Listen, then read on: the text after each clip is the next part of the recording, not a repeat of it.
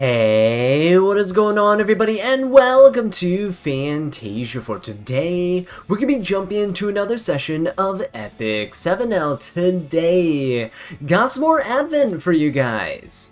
Now, in my opinion, Advent is not a very fun mode to play, so I'm here with a little video to hopefully give you some ideas to make your life a little bit easier. Personally, I'd rank Advent as the worst mode ever in Epic 7, but I can discuss that in the comments down below.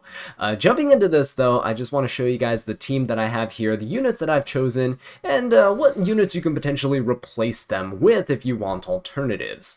For the first team, we're going to be taking in Martial Artist Ken. He's going to be here for his counterattacks. The boss will always crit, and he does AoE damage. So Martial Artist Ken is a free pick here in terms of getting damage in. The other two units that go along with him can just be anybody, honestly. I decided to go with Champion Zerato for some extra damage. If Champion Zerato gets a debuff on him, the boss has, I think, immunity, so you can't reflect the debuffs back, so every time Champion Zerato gets hit, he'll just continuously counter, and you'll never take enough damage to die, so he is just there for extra damage, honestly, and it works out quite well.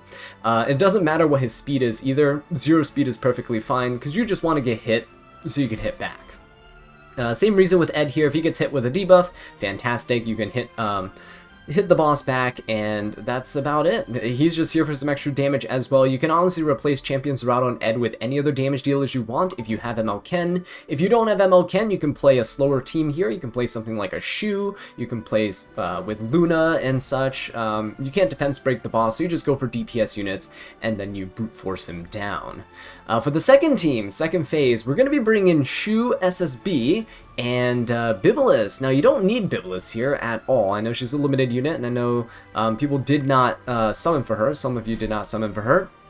But this is my PvP build. I don't like to rebuild units for PvE purposes, so I just took in my PvP Bibulus. If you have a level 51, she should work just fine. You don't need Iron Fan. You can put any artifact that you want. You can run the Eclectic Candle and stuff like that, like Knockwall's artifact, for extra chance of defense break if you would like. But she's really just here to potentially defense break, and that's about it. So if you have any other defense breaker that's run here, you should be fine as well, because some of the mobs do counterattack sometimes, so that's why she's there.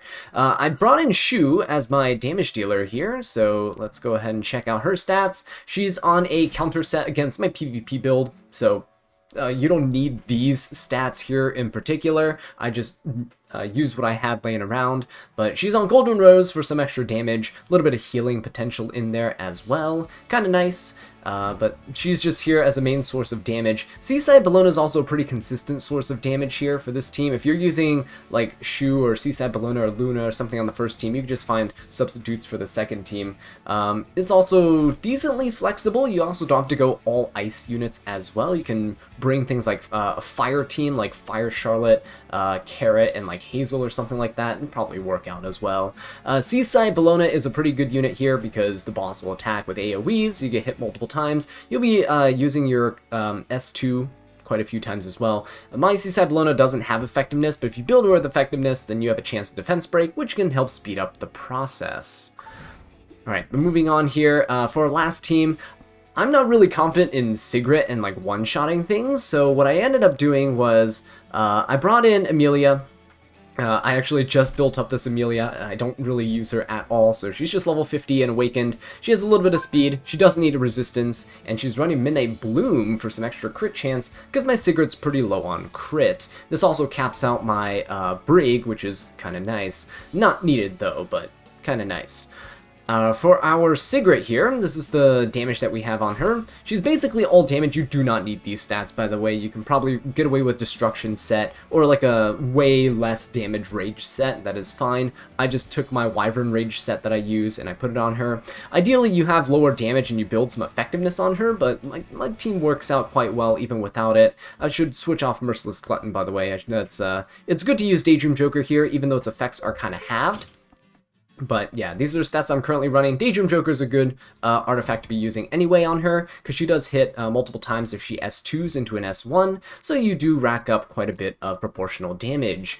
Next up is Brig, so I'm pretty sure most of you guys have Brig, best PvE unit in the game, hands down. I just have him on Our Beautiful Seasons for some additional damage here, and he's just on counter and pen. You don't need counter set. If you run him on speed set, probably better, because you'll get more hits in, more turn cycling, and if you have effectiveness, that's better for you. I personally don't have any on him, but he still lands his debuffs. It is fine. When he S3s, he gains 50% effectiveness, so he'll be at 68%, which is enough to debuff the boss.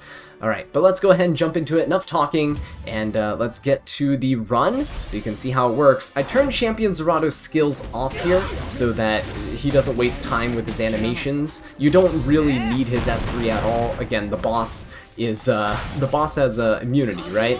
So as you can see here, he gets a skill null the first hit. Honestly, I should probably just turn Ed's skills off. But the first hit here, you break the skill null, and you just start counterattacking. Ed, when he gets hit by a burn, will also do a extra attack here, and if Champion Zerado ever gets hit, well, he's just gonna counterattack as well. ML Ken, you don't need to have his skills turn on either. I had it on here just to speed up a little bit because he has an attack buff, as you can see. But yeah, Champ C, never going to be reflecting that burn back, just a little bit of extra chip damage. ML Ken does most of the work. Again, you can just run 3 DPS units and like bruisery DPSs, and they can do the job. It's just going to take maybe a little bit longer. Bibulus over here going with the S3, it doesn't matter about the debuffs that I'm landing on the boss. They're going to get cleansed off anyway, but Shu's going to come in, and we're just waiting for some counters from Shu and Seaside Bellona. Dual attacks like that obviously is going to speed things up, but not needed. So as you can see there, Bibulus getting the little counterattack there. No defense break, unfortunately, despite my effectiveness there. It's not a 100% chance to land. But then we're just going to go in with some damage with Seaside Bellona. She's going to dump her S3. Again, mine is not built with enough effectiveness to really debuff the boss, but that's why I have Bibulus here. If you build your Seaside Bellona with effectiveness, or you have another unit here to kind of help defense break, or maybe target debuff the boss, then you're going to be in a decent position. Once you get a defense break, though, Shu just slices through the boss like butter, so yeah, not really much of a challenge in the end. Getting to phase 3, this is the phase that I typically don't really like, because it's a DPS race, so the Amelia is going to be going and cleansing here. My Sigrid is pretty slow, so my Amelia should be able to lap her and give her the attack buff. The Brig coming in, if I don't land the defense break, it should still be fine. My Brig actually gets 2 chances to defense break here, so he doesn't land the first one.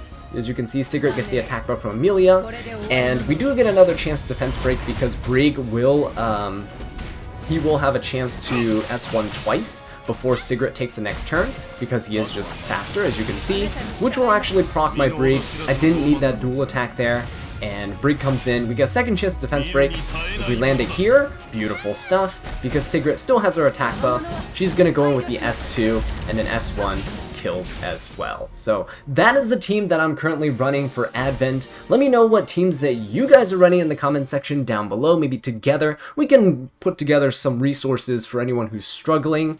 I don't really plan on making like guides for PvE, but I do like sharing what my runs are like, just to give you some random inspiration, add some diversity to the content that's already up on YouTube, so that you can kind of pick and choose what fits your playstyles and what units you might have laying around. But with that being said though, guys, thank you so much for watching this video. I really do appreciate it. If you enjoyed it, please leave a like and subscribe for more Epic 7 content. And until next time, take care.